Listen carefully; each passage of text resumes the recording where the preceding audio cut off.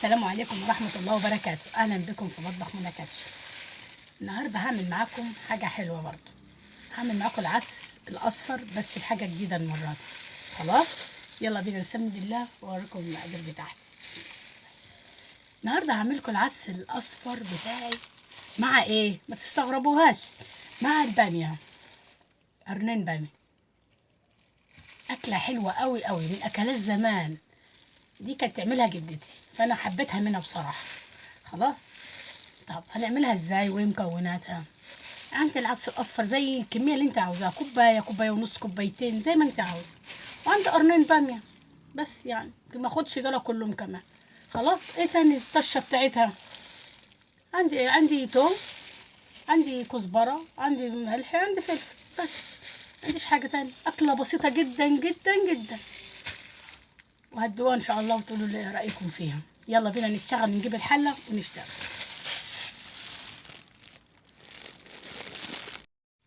خلاص جبت الحله بتاعتي اهي. خلاص وهحط فيها بقى المكونات بتاعتها.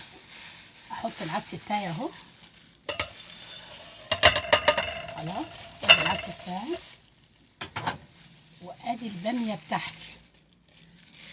خلاص انا اللي مفرزاها دي، مش جايبهاش من بره ولا حاجه. خلاص وادي باميتي، كم قرن كده بس ما تكتروش يعني.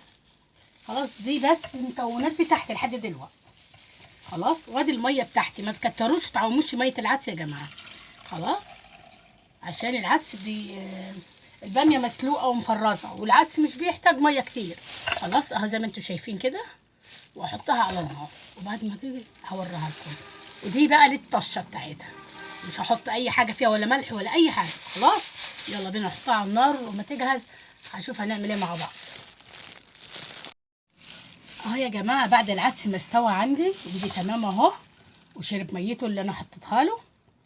كل الكلام اللي انتوا شايفينه ده هاخده وهضربه في الخلاط او الكبه عندك او اي حاجه. خلاص نضرب الموضوع ده كله وهنشوف هنعمل ايه بعد كده تاني.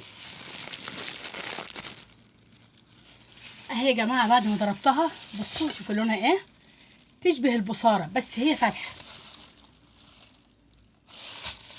خلاص اهي يلا نعمل الطشه بتاعتنا يا جماعه. خلاص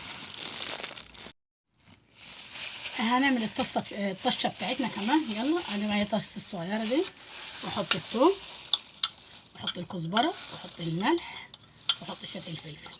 خلاص واحط السمنه البلدي بتاعتي.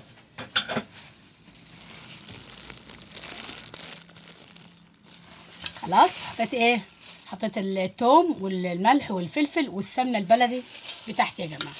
خلاص يلا بينا ايه على النار. خلاص يا جماعه اهي بصوا شايفين الطشه،